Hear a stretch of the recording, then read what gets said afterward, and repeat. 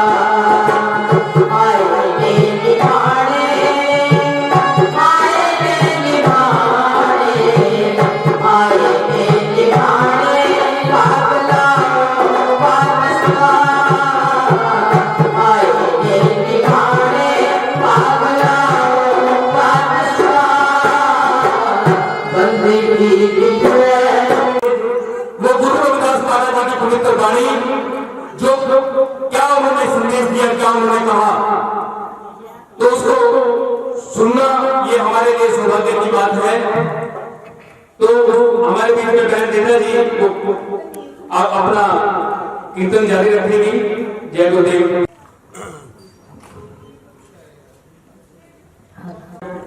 जिन्होंने इस संसार में क्रांतिकारी समाज उल्टी गंगा हमारे बड़े राजाओं महाराजाओं और कट्टरपंथियों के साथ लोहा हुआ।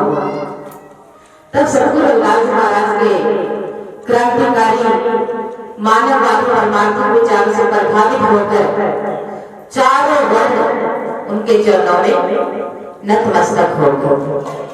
तब सतगुरु रविदास जी महाराज को बनारस में हाथी पर सोने के पालक में बिठाकर शोभा यात्रा निकाली गई। तब सतगुरु रविदास जी महाराज ने इस पावन शब्द का उच्चारण किया कि ऐसे लाल तुझ बिन गोरी करे रीत रिवाज को सैया मेरा माथे छपो कि हे प्रभुजी कृपा तू आई समय के उच्चार करेंगे। जर्नल सिंह का लगा वहां घर में हम तो दिन में आए ना तो बड़ा है और भी बड़ा पत्थर दबाव का है।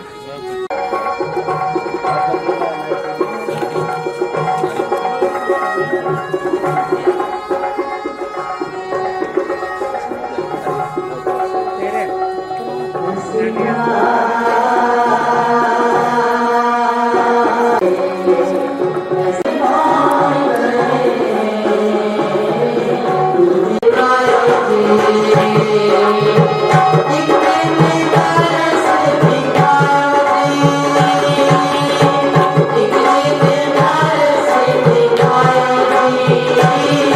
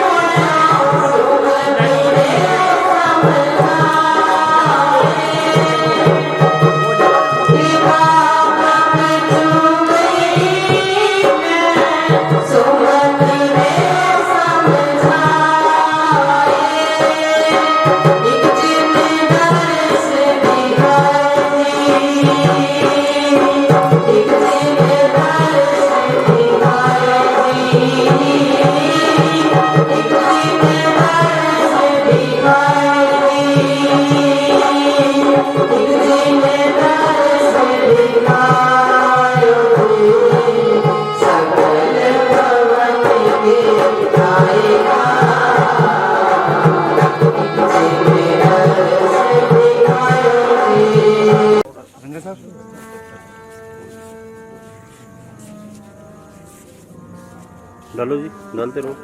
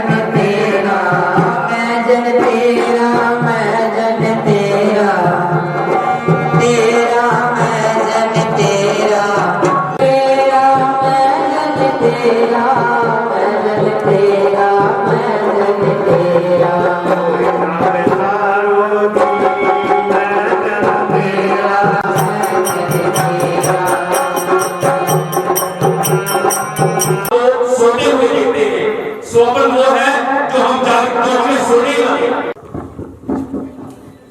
सबसे पहले तो मैं मुबारकबाद देना चाहूँगा जो यहाँ की जो कमेटी है, उन्होंने श्री गुरु रविदास महाराज जी को लेकर यहाँ पर प्रचार और प्रसार अच्छा काम किया है, वो बधाई के पात्र हैं। यहाँ पर गुरु रविदास जी की वाणी का प्रचार और प्रसार होगा। आपके बीच में गीत रविदासिया जी गुरु की वाणी का संदेश देंगे। अभी थोड़ी देर पहले रीटा चौल के गुरु की वाणी का प्रचार प्रसार कर रही थी। मैं तो सिर्फ इतना कहूँगा कि अगर आप जितने भी संगत यहाँ पर बैठी है, अगर गुरु की वाणी का संदेश यहाँ से लेकर जाएंगे, अपने बच्चों को शिक्षित करेंगे, उनको अच्छी शिक्षा दिलाएंगे, तो निश्चित है कि बच्चे बड़े होकर योग का संदेश और उनकी शिक्षाएं प्रासंगिक हैं और हमें उनके ऊपर चलकर अपने परिवार को आगे बढ़ाना है और अपने आप को भी आगे बढ़ाना है। मैं यहाँ पर मुख्य अतिथि के रूप में पहुंचे रहे एडिशनल चीफ सेक्रेटरी IAS, जो कई जिलों के DC रहे, डिप्टी कमिश्नर रहे, डॉक्टर R.R. फूलिया, जिनका हमें हमेशा सानिध्य मिलता है। उनके साथ सुदर्शन रंगा जी, जो यहाँ पर काफी लंबे अरसे तक यहाँ पर DRO जिला राजेश्वर, तहसीलदार और अनेक पदों पर यहाँ के क्षेत्र में रहे, श्री गुरु रविदास मंदिर धर्मशाला सभा के प्रधान सूरजभान निर्वाल और सभी गाँव के जितने भी यहाँ पे संगत, महिलाएं, बच्चे, छोटे बच्चे, मैं आज और जितने भी संगत और यहाँ पर पहुंची है, मैं उनको आज बधाई देता हूँ कि आज मैं यहाँ पर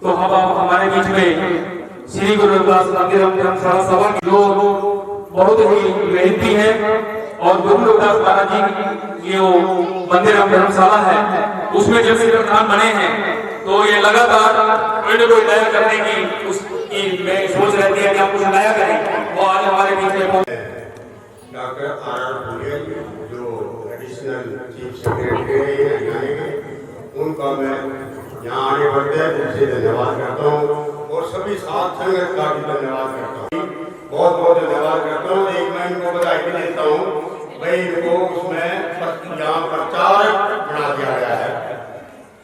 मैं सभी की तरफ से उनका धन्यवाद करता हूँ और इनका जो पुराण करने वाला मैंने वो बनाया है उसका मैं धन्यवाद। अभी इन्होंने जो बताया रीटा जी हमारे बीच में बैठी है, गुरु रविदास महाराज जी का ये प्रचार प्रसार काफी दूर तक, काफी हरियाणा के अलावा रविदास महाराज जी ने जो गंगा, उनका जो जन्म वहां पर पड़े थे, पैर की अंगूठी के साथ जो पत्थर हटाया था, तो वहां से वो गंगा की धार गई थी, उस स्थान पर बहन रीटा जी पहुंची और उनको वहां की जो कमेटी है, प्रबंधक कमेटी है जो श्री पुरागढ़ साहब की, तो उन्होंने बहन रीटा जी को प्रचारक उन्होंने बनाया है, प्रचारक का उन्होंने इसको पद दिया है। बहुत बहुत बहन जी को बधाई देता हूँ कि इनकी मेहनत है कि गुरु के प्रति अपना प्यार जो समर्पण है उनका। अगर लोग जब कोई एक महिला जब बाहर निकलती है उसको लोग पता नहीं क्या क्या बातें उसको बोलते हैं, क्या क्या उसको सुनना पड़ता है। हर उन बातों से बाहर निकल करके ये आज उस मुकाम तक पहुंचे कि इनको एक संत का उपाधि इनको दी प्रचारक का। मैं बहुत बहुत धन्यवाद देता हूँ बहन जी को। तो हमारे बीच में डॉक्टर R.R. फूलिया जी का ज्यादा समय नहीं करूंगा, तो हमारे बीच में डॉक्टर R.R. फूलिया जी हैं, उनसे मैं डॉक्टर सुदर्शन जी मेन के बारे में बताया जो आपको पहले सुना था कि वो यहाँ पर DRO है, डिस्ट्रिक्ट रेवेन्यू ऑफिसर, काफी बड़ा पद होता है जिले में, तो वहाँ एक मिनट ये नहीं, क्योंकि ये एक ऐसी मिशन के लिए निकले हैं। मैं थोड़ा सा डॉक्टर फूलिया जी के बारे में भी बता दें कि अगर हम एक छोटी सी अगर मान लें चौकीदार की नौकरी में मिल जाए, सरकारी नौकरी में चौकीदार की जगह मिल जाए, तो हम अपने आप के अंदर इतना अहंकार हमारे अंदर आ जाता है कि हम उस अहंकार के नीचे कभी नहीं उतरते। हमारे घर में डॉक्टर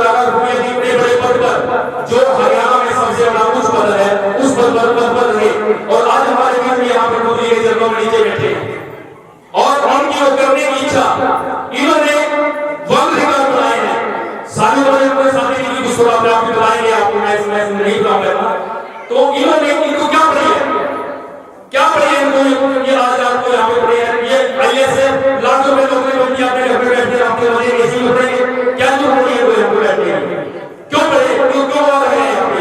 इनके अंदर दर्द है कि समाज के अंदर जो अशिक्षा है, अज्ञानता है, उसको हमने कैसे, उससे कैसे उबरना है, कैसे बच्चों को हमें शिक्षा देनी है, उस बात की है।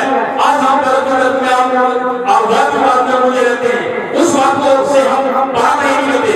हमारे अंदर आज यहाँ पर प्रोग्राम है, मेरी तो कोई बच्चे मेरे साथी नहीं है कि मैं किसी को सबको बोल दिया, उस दिन प्रोग्राम में भी बोल दिया, उसके बाद फिर मालिकों ने कहा पंचायत ने बताओ क्या ये, आप ये बताओ क्या ये गुनाह है, आप सब बताओ क्या गुनाह है। सारी जिंदगी आपको कहती है गुनाह है। 14 साल का समय मैंने देखा कि 14 साल पहले जो यहाँ पर शुरुआत हुई थी और 14 साल के बाद हम यहाँ पर बैठे हुए कहाँ हैं, हमने उस बात को कभी समझा, कभी गौर किया, कभी हमने हमारे अंदर उसका दर्द हुआ क्या, कभी आने का दर्द तो नहीं, उसके लिए नहीं आई। आज जो समाज के बच्चे हैं वो मेरे अपने उसके धुन के बच्चे नहीं, वो मेरे बच्चे हैं। मैं पूरे समाज को अपने समाज के बच्चों अपने बच्चे मानता हूँ, लेकिन अपने बच्चों के प्रति खुद माँ बाप वो जागरूक नहीं है। कल मैडम की बात करता, मैडम से मेरी बात हुई, मैडम कहने लगी कि बच्चों के पेपर शुरू हो गए। मैंने मेरे पास एक पेरेंट्स आए तो मेरे को बोलने लगे कि जो हमारे यहाँ पर बच्चे, मेरे पास एक औरत आई, बच्चा अपने माँ को लेकर के आया, वो कहने लगी कि बच्चे का जी पेपर है, उस पेपर को आपको 2 दिन के बाद करना, 5वीं क्लास का बच्चा है वो, जो जिसको 2 दिन के बाद 2 दिन के बाद उस पेपर को ले लेगा वो आज करते हो जाएगा। ये सोचो इस बात को तो हम कहाँ है।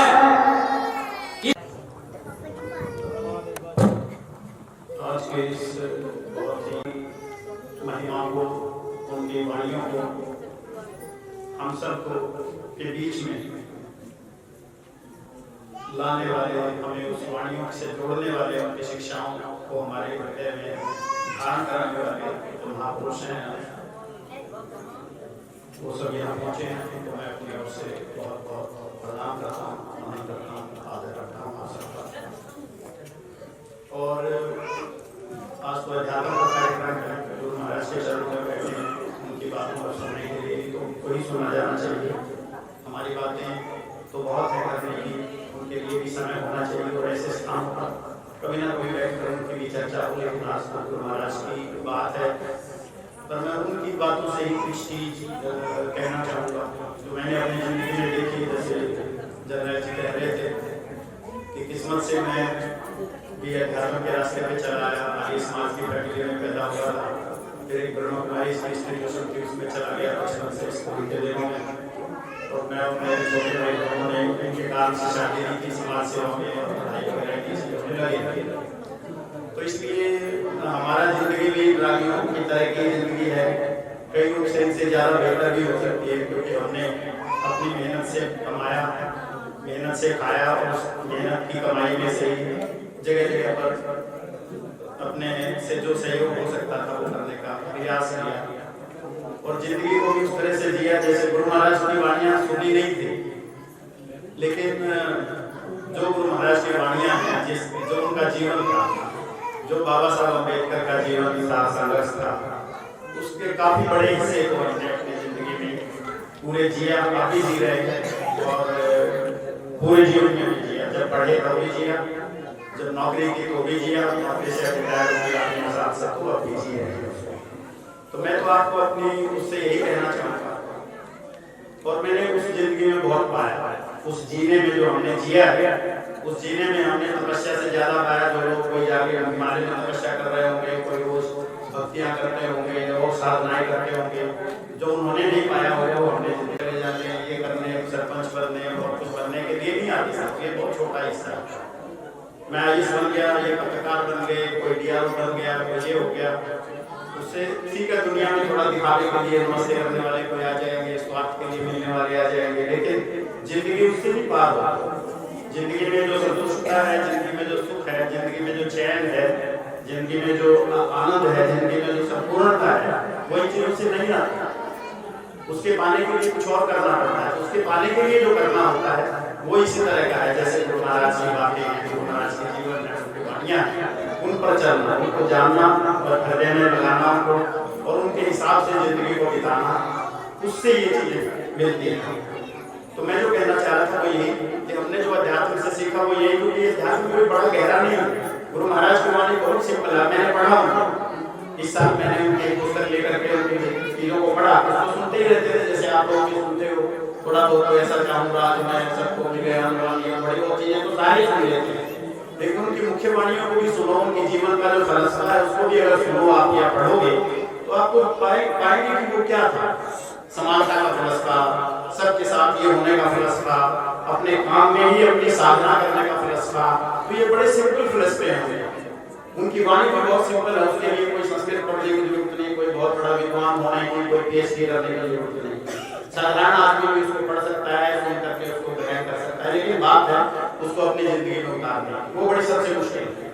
वो पढ़े लिखे पंडित और विद्वान भी नहीं कर सकते, इसलिए आजकल सब विद्वान भी भटक रहे हैं, दुनिया को भटका रहे हैं, प्रवचनकर्ता भी भटक रहे हैं, दूसरों का भी बेड़ा गर्क कर रहे हैं। इसलिए दुनिया का ये हाल है और भारत का ये हाल है और सब अधिकतर समाज का ये हाल है। तो इसलिए हमको, क्योंकि देखो हमारे पुरखे जो हैं वो मेहनत करने वाले रहे, उनके पास ज्यादा साधन नहीं रहे।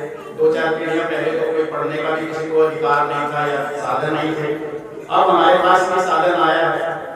2-4 पीढ़ियां पहले तो हम जाके तो हमें इधर उधर घूमने फिरने बैठने ऐसी जगहों पे जाने, ऐसी जगह बनाने का भी ना साधन थे और ना ही अनुमति थी, ना अच्छे कपड़े पहनने की अनुमति थी, ना कुछ बात करने की, मिलने की, जुड़ने की, वो नहीं थी। किस्मत से ये चीजें हमारे पास आई।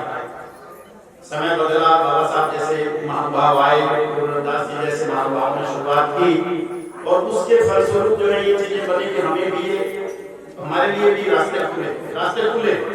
लेकिन हमने क्या उन रास्तों को जो खुले हमारे उनका फायदा लिया? कहीं हम उनसे भटक करके तो नहीं इधर जा रहे हैं। बहुत सारे हमें जो ये खुलापन का रास्ता मिला है, हमें जो पढ़ने का रास्ता मिला है, हमें जो इकट्ठे होने का रास्ता मिला है, अपना स्थान बना करके मंदिर बना करके अपनी व्यवस्थाएं करने का जो रास्ता मिला है, क्या हम उससे अपना पूरा लाभ ले रहे हैं? उसको उस तरह से उसके महत्व को जान करके उसको अपनी जिंदगी के लिए, अपने समाज के लिए, अपने परिवार के लिए की बेहतरी के लिए प्रयोग कर रहे हैं? उस चीज को हमें झांकना है, देखना है।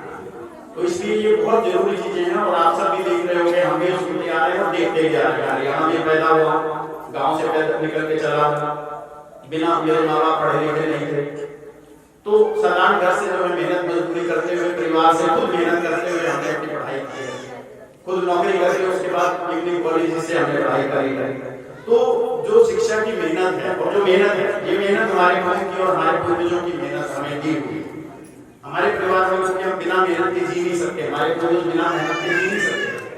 वो जिंदा रहे हैं, उन्होंने अच्छे संस्कार और अच्छा खून दिया है, अच्छे जीवन दिए हैं, तो उनकी मेहनत के, ईमानदारी के, छीनने झपटने के नहीं, एक दूसरे की मदद करने के, थोड़ा भी है अपने यहाँ तो भी कोई जरूरतमंद है तो उसको देने, ये जो संस्कार हैं वो गरीब होते हो, अमीर होते तो कोई भी दे सकता है, लेकिन साधन कम होते हुए भी जरूरतमंद की अपने साथ वाले के ऊपर ध्यान रखना, उनकी दया करना, उसके ऊपर समानता रखना, उसको सहयोग करना, उसको दर्द के समय पे उसके दर्द बढ़ाना, उसकी मदद करना, ये जो संस्कार हमें मिले हुए हैं, ये अगर हम बचा के रखें तो बेहतरीन संस्कार।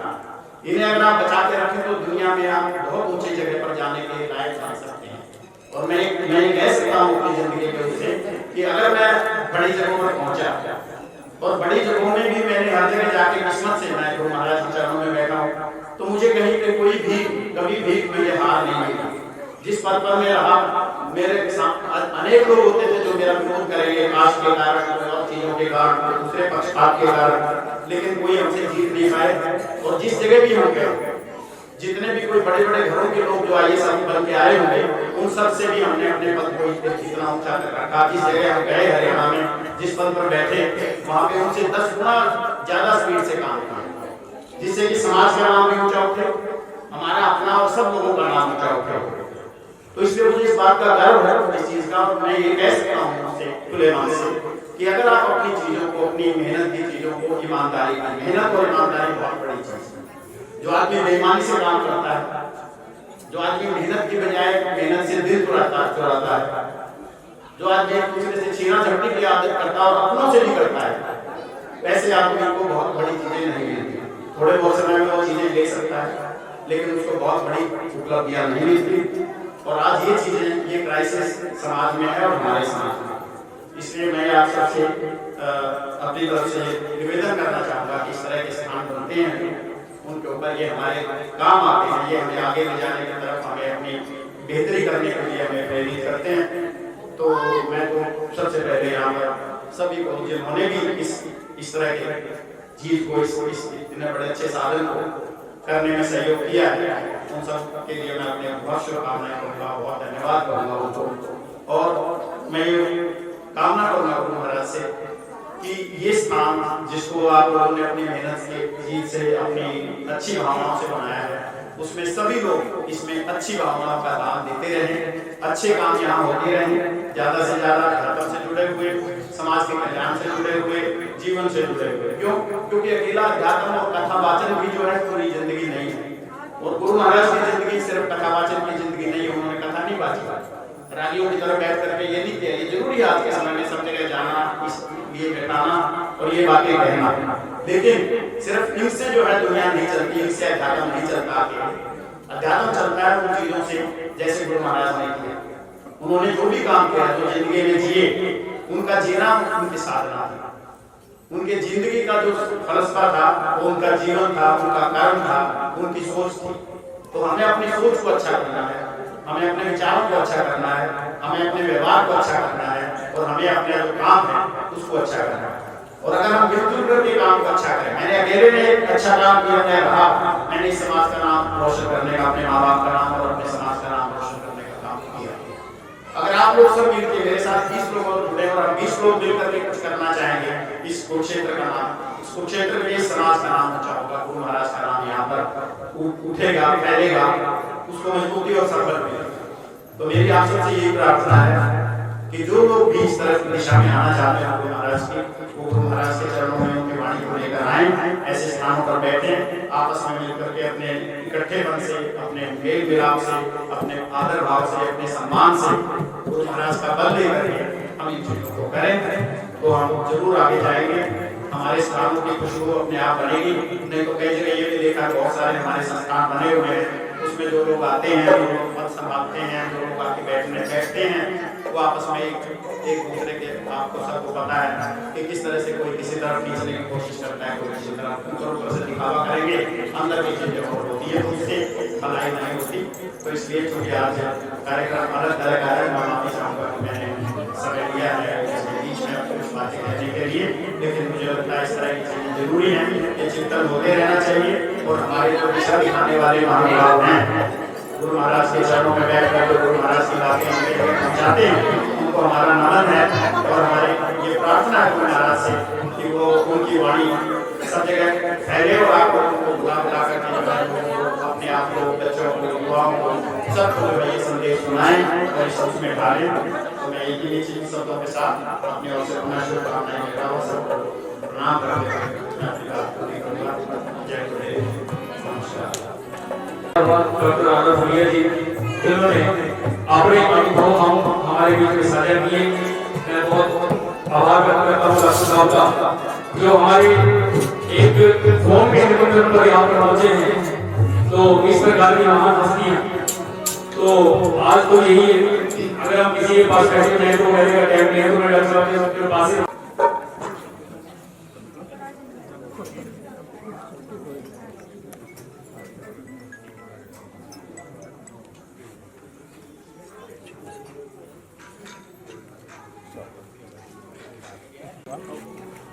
अरे नवाज जी खड़े हो, हेलो हेलो,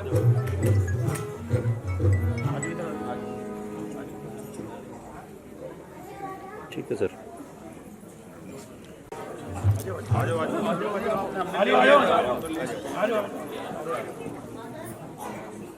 ठीक है जी।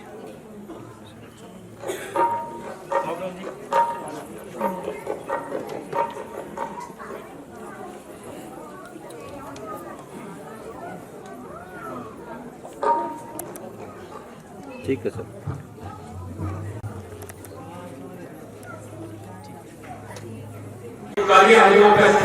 खुसूसी करते हैं। यहाँ इस कार्यक्रम के लिए डॉक्टर साहब ने 21,000 रुपये की घोषणा की है। 21,000 रुपये डॉक्टर साहब यहाँ पर उन्होंने कहा है, तो बहुत बहुत डॉक्टर साहब का धन्यवाद। अब गीत का आपने इंतजार कर रहे थे।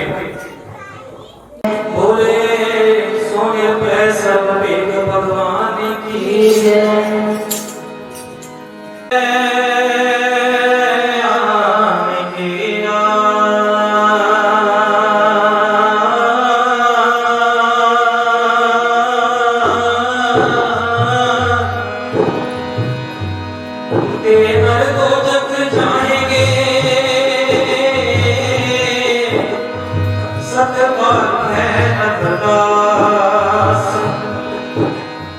संतन के चरण की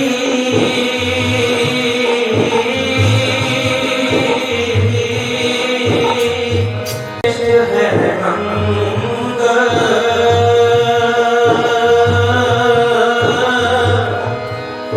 पापनी मली उतरे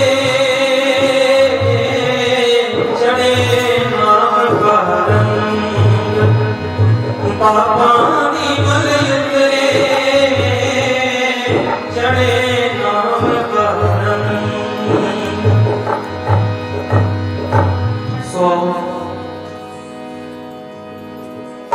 निवाणियां दे निवाण निताणियां दे निताण नियोटियां दी ओट अमृत बाणी के रचयिता धन धन जगतगुरु सतगुरु रविदास महाराज जी की साजी हाजी प्यारी शासन जी। आज ਅਸੀਂ हजूर महाराज जगतगुरु सतगुरु रविदास महाराज जी द्वारा रचित पवित्र अमृत बाणी की छां हेठां बैठ के इस कीर्तन का आनंद मान रहे हैं। संतां दी बाणी फरमान करदियां कहंदे ने बड़े भागे ने वो जीव जिन्हां नूं संतां महापुरुषां दी संगत करन दा, संतां दे प्रवचन सुनन दा, उन्हां दी सोच नूं सुनन दा मौका प्राप्त दा मनुख है जिहड़ा ये तो बस पैसे के पीछे लग के रह गया। पैसा आता रहे बस मन पैसे के पीछे भटकदा फिरदा, परमात्मा का नाम नहीं जपना, परमात्मा की भक्ति नहीं करनी, विकारां दे विच फस के रह गया। सो शासन जी ज्यादा समा ना लेंदा पर एक समाज शब्द सारे ने रचना पवित्र कर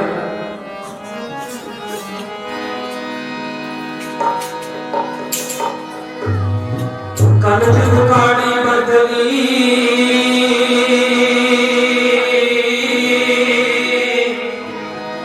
बरस रहे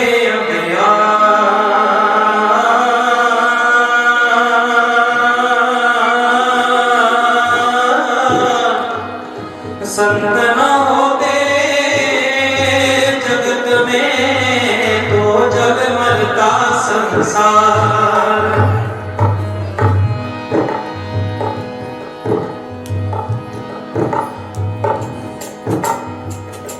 मन जाना तू मन जाना पुराना नाम ते आले तू मन जाना तू मन जाना नाम ते आले मन जाना तू मन जाना पुराना नाम ते आले तू मन जाना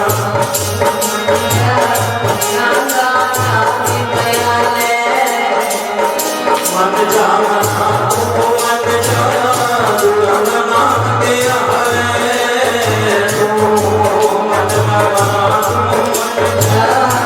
पुराना नाम ते आले तू मन जाना